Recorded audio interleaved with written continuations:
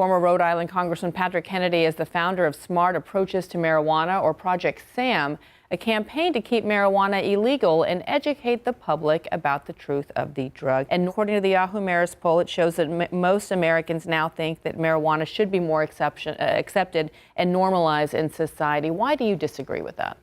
Well, I'm proud to have been the author of the Mental Health Parity and Addiction Equity Act, which means that the insurance industry now has to pay for addiction and mental illness coverage in a way they never were required to prior to that. We're trying to enforce this law across the country, and it seems to me like there's an elephant in the room, because while we're trying to get improved mental health care, while we're trying to address the opiate crisis in this country, while we're trying to address the suicide rate in this country, we have this legalization effort which has profound consequences on the public health of our country.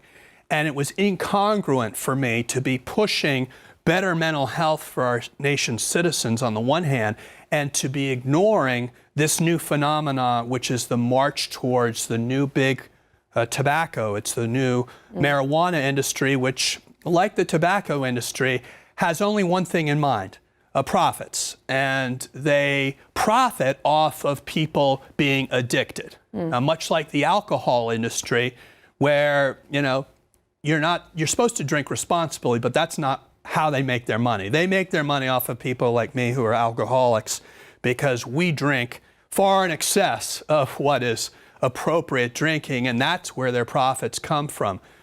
We still pay a heavy price for the consequences of alcohol and alcoholism in this country, the cost to emergency rooms, to society as a whole. But we've got alcohol. There's no putting that horse back in the barn. If it were up to you, what I would say is we would regulate it a lot more effectively. But here's the problem. What happened with alcohol is going to happen with marijuana, and that is when it becomes too big money, when you've got Anheuser-Busch with lobbyists for every state rep in the country and 5 lobbyists per member of Congress, it's impossible to impose any kind of moderate restrictions and regulations in terms of the advertising of alcohol. I mean, we're even seeing the advertising of hard liquor now on cable stations. Now, this is unthinkable when you think about the impact of this on our society, but it's a sign that you can't push back against an industry so wealthy and so powerful as the liquor industry. And all I'm saying is, why do we want to repeat the mistakes there? We say we're going to regulate it, but of course, once it gets going, it's impossible to rein in. It's true also with pharma. We saw Purdue Pharma oversell these Oxycontins, and what do we get? We got a heroin epidemic, because now that we're restricting the sale of pills, people are going to the street. We don't need to imagine what's going to happen with marijuana. All we need to do is look at what's happened with liquor, look at what's happened with prescription drugs, and as a country, do we need more intoxication? I just don't think it's good for our country. I want to get to the prescription drugs and opioid crisis in a moment, but what is it that you know as an addict that people who have responded to this survey don't? Well, no, I about think, marijuana. First of all, we know that it's not the marijuana of even my generation or previous generations. We're talking about a marijuana with much higher THC levels than ever before. Plus, you have these e-cigarettes, and it's also edible. And these gummy bears, it's also, you can drink it. It's in like these elixirs is what they call it. So you don't just have to smoke it. No. Most of the people who probably responded to your survey imagine someone doing a couple bong hits or smoking a couple of joints, right? We're not talking about that. We're talking about an industry that's mass producing these THC candy bars, that's mass producing these grape sodas loaded with THC. I guarantee you, if you ever showed the audience that did this poll what this looks like, it's got nothing to do with what's in their head, a couple of joints and a bong hit, guaranteed. So what happens? Right now, you've got Wall Street backing a new corporate investment. And what are they investing in? Addiction. They're not investing in a couple of people on their leisure on a weekend, a month, you know, in their privacy of their own home. They're talking about investing in a product that's going to be more plentiful than Starbucks. That's what these pot shots are in Colorado and Seattle. So we just have to hold our horses and understand there are going to be enormous consequences to us giving the green light to a whole new industry that's founded upon addiction. The brain Should it be used medicinally? Do you agree with that? We have something called Marinol. It's FDA approved. I am all for marijuana products that are able to treat certain types of diseases, to go through the FDA process and get approved. Right now, no one knows what they're buying, right? That can be a hazard to public health. If someone needs, you know, the beneficial effects of some component in this plant, then we know what to do. We don't eat willow bark from a tree. We buy aspirin. We have a process for doing that. It's called FDA. The reason we do is we want to protect the public's health. We're doing nothing of this sort by just calling it in a blanket sense medicine.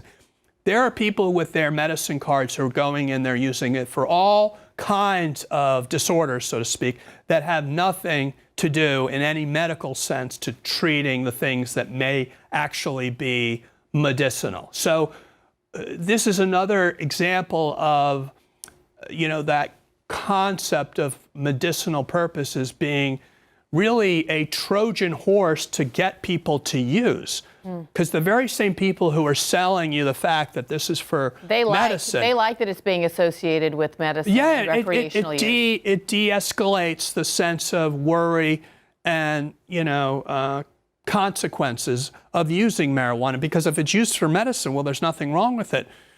So I think, unfortunately, I don't think we're going to learn our lesson until it's too late. Because frankly, you think we're on the path to legalization? This thing is on the fast track, and it's being we've greased the skids with money like you can't believe. The public health doesn't stand a chance in this fight because we're up against money that is going to continue to grow as this industry spreads. What do you say to those who argue that, as you brought up alcohol earlier, that alcohol has far more deadly consequences and addictive consequences than marijuana? I don't disagree with that. That two wrongs don't make a right. That's the faulty logic that the opponents use. Oh, well, alcohol's worse. Why don't you do something about that? Well, alcohol's already legal, and there's no putting that horse back in the barn. Let's stop this horse from getting out of the barn. You know, it's a question, well, what floor do they drop you from? The 10th floor or the 4th floor? You're still in trouble. And people can downplay the impact of marijuana, but it's on kids that I'm most concerned about because it's the developing brain. This is a very important formative time of the brain development. And for kids to be exposed to this high concentration of THC while their adolescent brain is starting to develop, we know already that this has detrimental effects. Why in a nation where we're so challenged with how to cope with stress, how to deal with the complexities of this world, would we want to affect the brain, the most important organ in our body, which mediates motivation, cognition, it's sentiments, it's everything that makes us who we are. And I don't think it's good for our public health to be polluting the most important thing that we have going for us. I want to get back to the poll because it also found that 47% of parents who use weed say they have consumed marijuana in front of their adult children, shared it with them, or done both. You have young children yourself. How do you feel about that statistic? Well, what I find troubling is that, you know, when I was growing up, fetal alcohol syndrome, the number of babies born to alcoholic mothers, was always the single largest source of intellectual disability. And my family, having started Special Olympics and the National Institute for Children and Human Development, named after my aunt, we care about intellectual disabilities and preventing them. And the most preventable way of interceding and preventing intellectual disabilities is to address a mother's alcoholism before that ends up poisoning her baby. Same can be said for opiates, because now we're seeing a sharp increase in the number of opiate-addicted babies. And the same is going to be true with marijuana. There are going to be profound consequences. Now, just take for a fact, we have X number of people using today, and we know that a certain percentage of them are going to be subject to addiction. Not all, but let's just say 20% of those who use have a higher risk for developing an addiction to marijuana. Well, if you do 100x, you're making it 100x to the 20% that are prone to addiction, meaning by your logic, you're clearly going to see an increased number of people with the disease of addiction to marijuana. So what I'm saying is, does this really make sense if we know that not only are going to be people who are going to be more at risk for addiction, but also mental illness? There are strong indicators that psychosis due to the hallucinogenic effects of THC, this can precipitate psychosis in those with the predisposition to schizophrenia. We know this. This is not news. This has been documented. Research, yes. All I'm saying is, even if that's a small percent, and we as a nation are trying to tackle this opiate epidemic over here and trying to tackle all these other challenges with mental illness over here, why would it make sense for us to pour gasoline on the fire and introduce a new addictive substance with strong effects on mental health and on addiction? It just, common sense tells me that's not a smart thing for our country. Let me ask you something about the state of Rhode Island, which you represent. The Department of Health in that state, like so many other across the country, has declared that drug overdoses are a public health crisis for the state. The number of deaths continue to rise. The cause of these deaths, though, is more related directly to opioid abuse than to marijuana. So what do you think can be done as far as including marijuana, which you think should be part of this discussion? Because statistically, at least from the numbers, we're not seeing that evidence right now.